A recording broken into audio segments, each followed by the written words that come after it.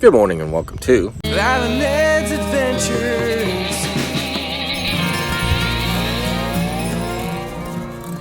Where are we at today, babe? We're in Delaware. It's the first time both of us have been in the state of Delaware. Yay! We're in Wilmington right now. We're at the Winterthur estate. Apparently the DuPonts are from around here. There are multiple mansions you can explore from various DuPonts. We chose the Winterthur, the home of Henry Francis DuPont. And I'm guessing we'll learn all about him in a few minutes. All right, let's go. So Valerie, just before we got here, you were reading some facts about this place. So we are on 1,000 acres of beautiful rolling hills, and they have 25 miles of well-marked pathways you can walk on. I don't think we'll be doing all 20. I know we won't be doing all 25 miles, maybe a little bit. Valerie now is going to take a gander at this map down here to see where we are and see where we need to be. Because we've done very little research on this place as well. Usually Valerie's really good on her research, but this trip was kind of planned at the last minute. Here's a map of those 25 miles of walking paths I was talking about. They have all the different colored paths you can take. Yep. So Valerie's reading, if I was a first-time visitor, what should I do? Explore the 77-acre garden. Tells me to get the map on Google Maps. I can do that. Hike the estate. No You hiking. can use Google Maps or the trail map. Picnics. You're allowed to picnic here. Bring your own food and beverage and a blanket and picnic on the grounds. And visit Enchanted Woods, located in the core of the garden. A great way to spend time with kids outdoors. First up, I see a sign that says Winterthur Visitor Center. Let's go there.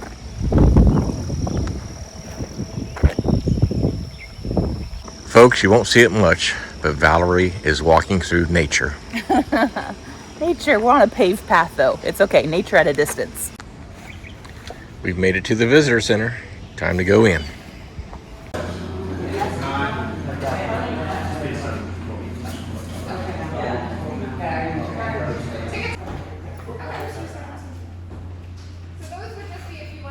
So Valerie and I elected to get the garden tram, which of course you get to see some flowers, I assume. And also it takes us up to the house that we want to visit, plus more. We're on the tram to the garden, and everyone's been very nice and very helpful on where to go. Here's the map of the property. We're here at the visitor center. We're getting on the garden tram, which is going to be this yellow path through the garden. It's going to drop us off here, which is the house, the museum, the library. There's, I think she said, a museum store, maybe over there. And then we can wander as much as we want around the gardens. And then she said it's a 7-minute walk back to the visitor center, this pink line, or we can catch a shuttle. That'll take us back here. Pretty cool. Here we go. First thing and then his Henry Algernon's son, Henry Francis, is the one who really transforms Winterthur into what it is today. It was the 6th largest private home in the United States. If you look to the right, you'll see a lovely Japanese cut-leaf maple. From this angle, you can really see inside its delicate twisting branches. See its natural beauty, sort of like an overgrown bonsai tree.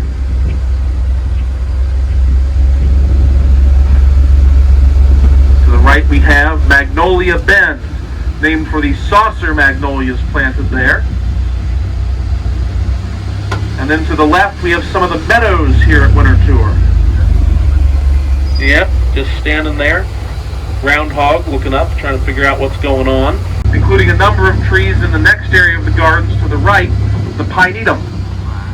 A pinetum is a conifer garden, or a garden consisting of cone-bearing plants.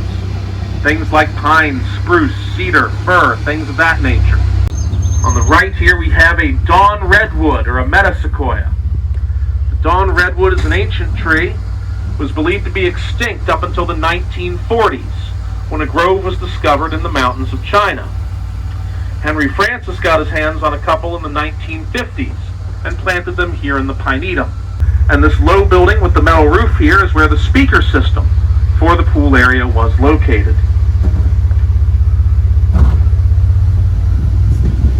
The speaker system, indeed. They had some great 1930s, 1940s parties there around the pool. Things like the coming-of-age parties for the two DuPont daughters, as well as the 25th wedding anniversary celebration for Henry Francis and his wife Ruth. This garden was one of their first collaborations together, started in 1929 when the large addition to the rear of the house was being built. This is intentionally built into a hill at this point, so you don't quite see its full scale. The house is actually 9 stories tall at this point. Earlier, when we looked down at the conservatory, where you enter for your tours, that's actually the 5th floor, and the tour you'll take today is of the 4th and 5th floors. The building to our right here is the Louise DuPont Crown and Shield Research Building and Library, called Orchard Hill, and that's where many of the fruits and vegetables for the estate were grown. You may notice some folks standing on top of Orchard Hill doing something strange. That's because Orchard Hill is now part of Wilmington Country Club. When Henry Francis DuPont was planning on turning his home into a museum, he started to shrink the estate down from its original 2,400 acres to something that would be a little more manageable for the museum to run. So the tour bus drops you off at the gallery, somewhat near the house, we hope. And so let's go in and check this out.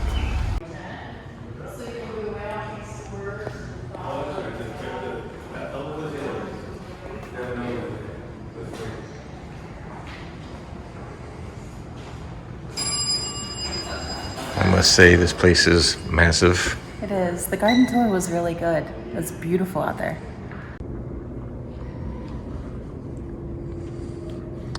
Let's look at some of the furniture. Oh, grandfather clock. Something that my grandpa and perhaps my dad would appreciate. Me as well.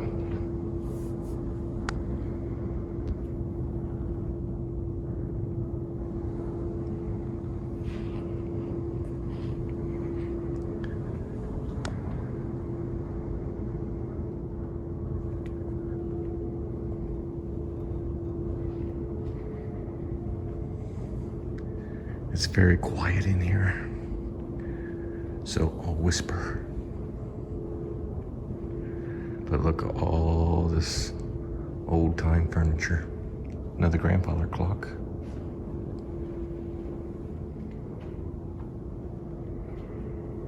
Pretty amazing. This grandfather clock was made in 1815. Wow. On the garden tram tour, we learned a little bit about the history of the area, that the estate. And Henry Francis DuPont was actually the 3rd generation of DuPonts.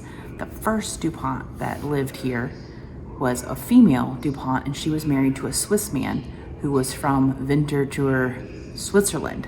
And that's how the estate and the house got its name. It's Winterthur, not Winterthur, like I said before. So that first generation family that lived here had, I want to say, like 15 or 20 rooms in their house. And then the next generation was her nephew, and he built it up to be like 50 to 70.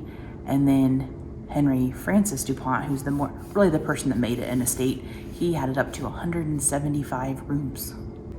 Lamps of luxury. Those are pretty cool.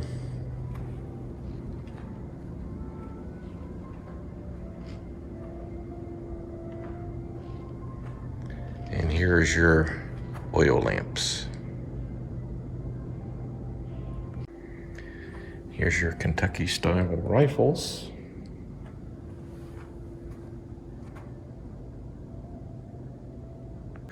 And look at all the ceramics.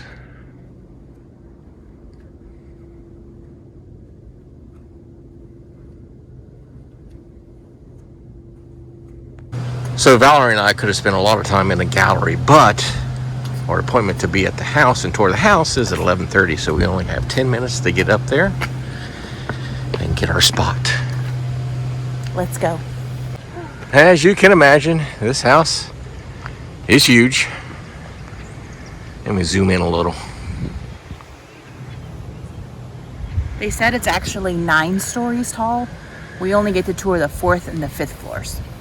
If you could just be here to see how big this house really is. Video doesn't know justice at all.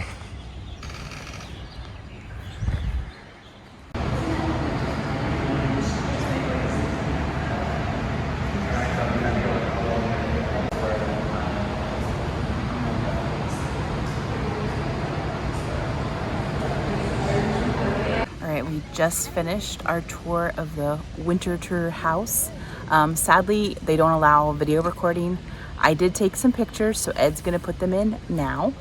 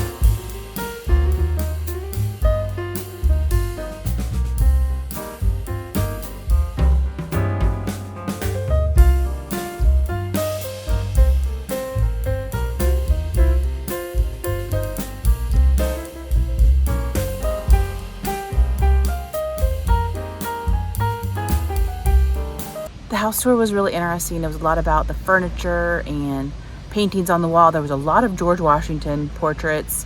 China, he loved China. I think they said he had 50 sets of china that the family used that wasn't even in the collection. Lots of china. Beautiful, highly recommend. Again, we couldn't video, but hopefully you enjoyed the pictures. Where are we heading next? We're gonna go to the gift shop, the museum store, but it's a gift shop. So the museum store is in this building in front of us that they call the Cottage. This is where Henry DuPont lived after they made the main house into a museum in 1951. He lived in this smaller cottage until his death in 1969. Let's go in here and see what Valerie's going to buy today. She loves her gift shops. Looks like they have some puzzles that you can buy. And of course some pencils and books. Just all kinds of stuff in here.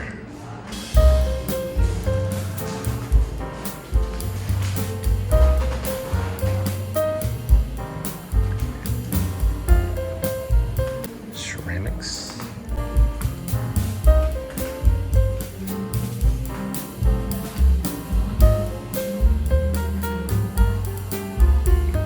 Glassery, is that a word? Glassery? Glassware, there we go. This is definitely a museum store, not a gift shop. It's like garden stuff, fancy books and glasses. There's no Winterthur magnet or mug. Sadly, that's what Valerie was looking for, but don't look like they're gonna have it. There's some puzzles. Yeah. This space will only cost you $455. Ouch. You can get you some fancy jewelry here as well. Sunglasses.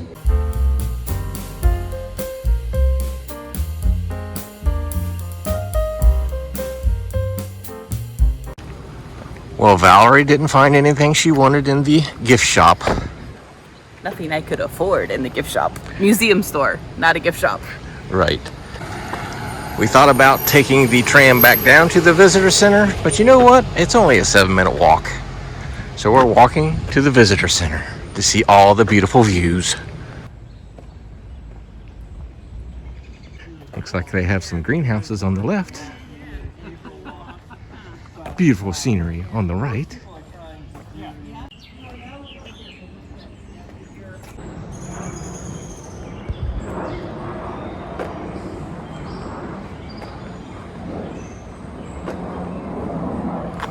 What do you think? It's beautiful, and I appreciate all the signs. We are definitely still on the right path. A tunnel. Echo, echo, echo. That didn't quite work. You're a dork. Some more beautiful views. We're in nature again.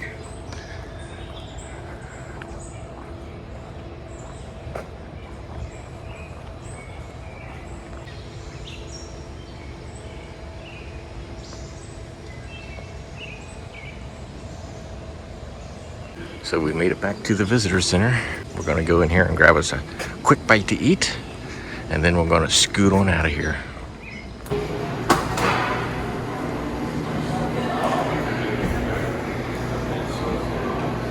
That does it for a day here at Winterthur. What did you think? I liked it. The garden tram tour was great, beautiful, lots of trees and flowers and some of the history of the area.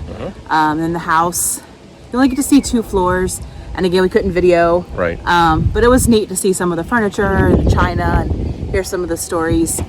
We didn't eat at the cafe, the food wasn't to our liking, but Right. we got drinks and snacks for the road, so that works. But yeah, I really like it, highly recommend. And as always, thanks for watching our videos, and we'll see you on the next adventure. Bye.